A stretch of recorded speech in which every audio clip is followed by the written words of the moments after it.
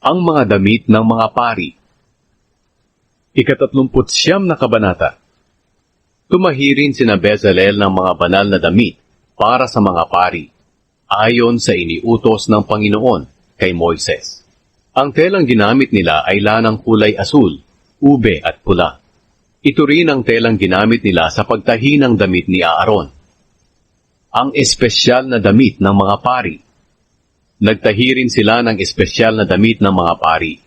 Ang telang ginamit nila ay pinong linen na binurdahan, gamit ang lanang kulay asul, ube at pula. Gumawa sila ng sinulid na ginto sa pamamagitan ng pagpitpit sa ginto at paghahati-hati rito ng manipis. Pagkatapos, ibinurda nila ito sa pinong telang linen, kasama ng lanang kulay asul, ube at pula. Napakaganda ng pagkakaburda nito. May dalawang parte ang damit na ito, sa likod at sa harap, at pinagdudugtong ito ng dalawang tirante sa may balikat. Ang sinturon nito ay gawa sa pinong telang linen, na binurdahan ng gintong sinulid at lanang kulay asul, ube at pula. Ginawa nila itong lahat, ayon sa iniutos ng Panginoon kay Moises. Ikinabit nila ang mga batong onyx sa balangkas na ginto. Inukitan nila ito ng pangalan ng mga anak ni Jacob, gaya ng pagkakaukit sa pantata. Ikinabit nila ito sa mga tirante ng espesyal na damit, bilang mga ala-alang bato para sa lahi ng Israel. Ginawa nila itong lahat, ayon sa iniutos ng Panginoon kay Moises. Ang bulsa na nasa dibdib. Gumawa rin sila ng bulsa na nasa dibdib at napakaganda ng pagkakagawa nito. Ang tela nito ay katulad din ng tela ng espesyal na damit. Pinong telang linen na binurdahan gamit ang gintong sinulid, lanang kulay asul, ube at pula. Ang bulsa na nasa dibdib ay nakatupi ng doble at parisukat. 9 pulgada ang haba at 9 pulgada rin ang lapad. Inilagay nila rito ang 4 na hanay ng mamahaling mga bato. Sa unang hanay nakalagay ang ruby, topaz, at beryl. Sa ikalawang hanay, esmeralda, safiro, at turquoise. Sa ikatlong hanay, jacinto, agata, at ametista. At sa ika-4 na hanay, krisolito, onyx, at jasper. Inilagay nila ito sa balangkas na ginto. Ang bawat bato ay may pangalan ng isa sa mga anak ni Jacob, bilang kinatawan sa 12 lahi ng Israel. Ang pagkakaukit ng pangalan ay gaya ng pagkakaukit sa pantata. Nilagyan nila ng malakwintas na tali na purong ginto ang bulsa na nasa dibdib. Gumawa rin sila ng 2 balangkas na ginto at 2 parang singsing na ginto sa ibabaw ng mga sulok ng bulsa sa dibdib. Isinuot nila ang 2 malakwintas na taling ginto sa 2 parang singsing sa bulsa na nasa dibdib, at ang 2 dulo naman ng malakwintas na tali ay isinuot sa 2 balangkas na ginto na nakakabit sa tirante ng espesyal na damit. Gumawa rin sila ng 2 pang parang mga singsing na ginto, at isinuot ito sa ilalim ng mga gilid ng bulsa na nasa dibdib na nakapatong sa espesyal na damit. Gumawa pa rin sila ng 2 pang parang singsing na ginto at ikinabit nila ito sa espesyal na damit sa may bandang sinturon.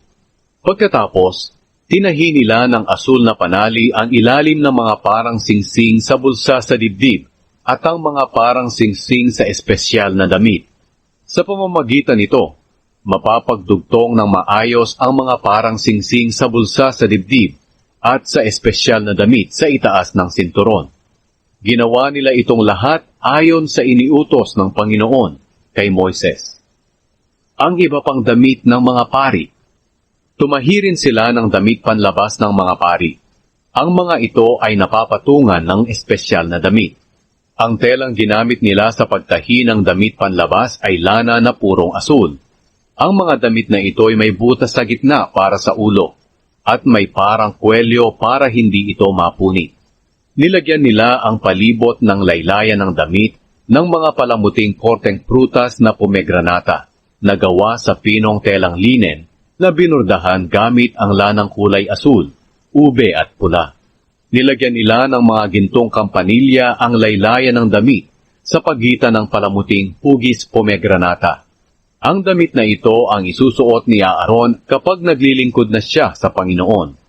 Ginawa nila itong lahat ayon sa iniutos ng Panginoon kay Moises. Gumawa rin sila ng panloob na mga damit para kay Aaron at sa mga anak niyang lalaki. Pinong linen ang tela na kanilang ginamit. Ganito rin ang tela na ginamit nila sa paggawa ng mga turban, mga panali sa ulo at panloob na mga damit. Ang mga sinturon ay gawa rin sa pinong telang linen na binordahan gamit ang lanang kulay asul, ube at pula. At napakaganda ng pagkakaburda nito. Ginawa nila itong lahat ayon sa iniutos ng Panginoon kay Moises. Gumawa sila ng parang medalya na purong ginto at inukit nila ang mga salitang ito. Ibinukod para sa Panginoon, katulad ng pagkakaukit sa pantatak. Itinali nila ito sa harap ng turban sa pamamagitan ng asul na panali. Ginawa nila itong lahat ayon sa iniutos ng Panginoon kay Moises. Ang pagsusuri ni Moises sa natapos na gawain.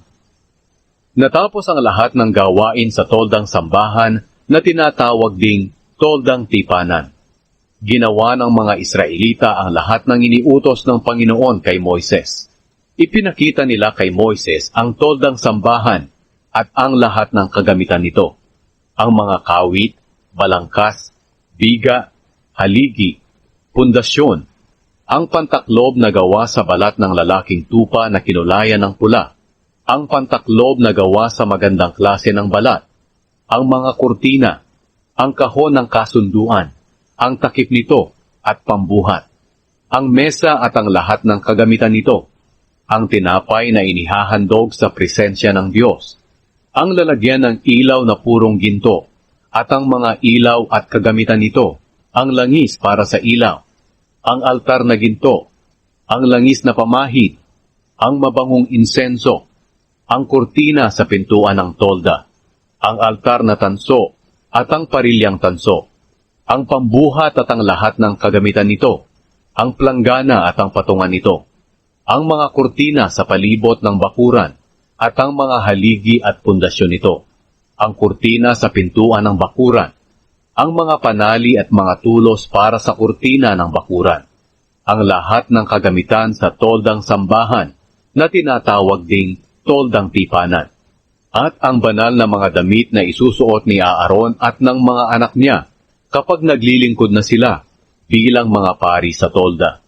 Ginawa ng mga Israelita ang lahat ng gawain ayon sa iniutos ng Panginoon kay Moises. Tiningnan ni Moises ang trabaho nila at nakita niya na ginawa nilang lahat iyon ayon sa iniutos ng Panginoon. Kaya binasbasan sila ni Moises.